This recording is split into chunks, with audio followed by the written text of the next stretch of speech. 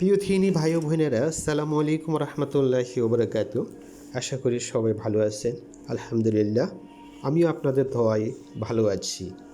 প্রিয় ভাই ও বোনেরা, ক্ষণস্থায়ী এই পৃথিবীকে আল্লাহর রাসূল সাল্লাল্লাহু আলাইহি সাল্লাম পরকালের শস্যক্ষেত বলেছেন। তিনি বলেছেন, আর দুনিয়া মাজরাতুল আখিরাত, দুনিয়া হচ্ছে আখিরাতের কৃষিক্ষেত। অর্থাৎ দুনিয়ার দিকে তাকালে কৃষিক্ষেতে আপনি যদি কৃষি ফলান তাহলে আপনি কেটে আনতে পারবেন, কিন্তু যদি আপনি কৃষি না ফলান তাহলে আপনি ঘরে ফসল আনতে পারবেন না। ঠিক অমনিভাবে আখিরাতে মৃত্যুর পর পরকালে সুখী থাকতে হলে আপনাকে এই দুনিয়াতে ভালো কাজগুলো, ভালো আমলগুলো করে যেতে হবে। আখিরাত সুন্দর ও শান্তিময় হওয়ার জন্য আমলের কোনো বিকল্প নেই। সেই আমল সংগ্রহের জায়গা হলো নশ্বর এই পৃথিবী।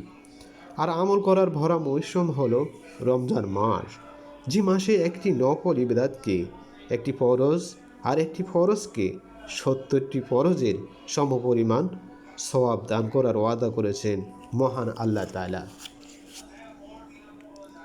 রোজা এমন একটি ইবাদত যা ব্যাহত কষ্টকর হলেও তার প্রচলন ছিল সর্বকালে। হযরত আদম আলাইহিস সালামের যুগ থেকে শেষ নবী হযরত মুহাম্মদ সাল্লাল্লাহু আলাইহি ওয়াসাল্লামের পর্যন্ত সকল নবীর উম্মতের উপরেই তা ফরজ ছিল। অবশ্য পূর্বযুগের রোজার ধরন ছিল বিভিন্ন প্রকৃতির। রোজা রাখার পদ্ধতির ভিন্নতা ছাড়াও ফরজ রোজার সংখ্যা বিভিন্নতার রকম ছিল। প্রাথমিক অবস্থায় উম্মতে মুহাম্মদের উপর কেবলমাত্র আশুরার রোজা ফরজ ছিল। রমজানের রোজার ফরজের বিধান আসার পর আশুরার রোজার ফরজ হওয়ার হুকুম রহিত হয়ে যায়। রোজা ফরজ হয় হিজরতের 1.5 বছর পর 10ই শাবান। রোজা ফরজ হওয়ার পর নবী করিম সাল্লাল্লাহু আলাইহি সাল্লাম মোট 9টি রমজান পেয়েছেন। আল্লাহ তাআলা মানুষের স্বভাবে যে ফেরেশতা সুলভ বৈশিষ্ট্য চরিত্র গচ্ছিত রেখেছেন, তার উন্নতি ও উৎকর্ষ সাধন এবং নফল ও প্রবৃত্তির ভ্রমণ ও নিবৃত্তির অন্যতম মাধ্যম হলো এই রোজা। আত্মশুদ্ধি, সবর ও শকর, তাকওয়ার মতো বৈশিষ্ট্যগুলোর উন্নতি ও বিকাশে রোজার গুরুত্বপূর্ণ ভূমিকা রয়েছে।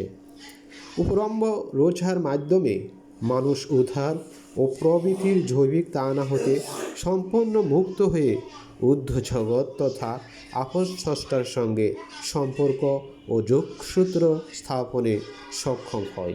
তাই আসুন আমরা মাহে রমজানের 30টি রোজা রেখে মহান আল্লাহ তাআলার সান্নিধ্য লাভ করার চেষ্টা করি। ধন্যবাদ সবাইকে।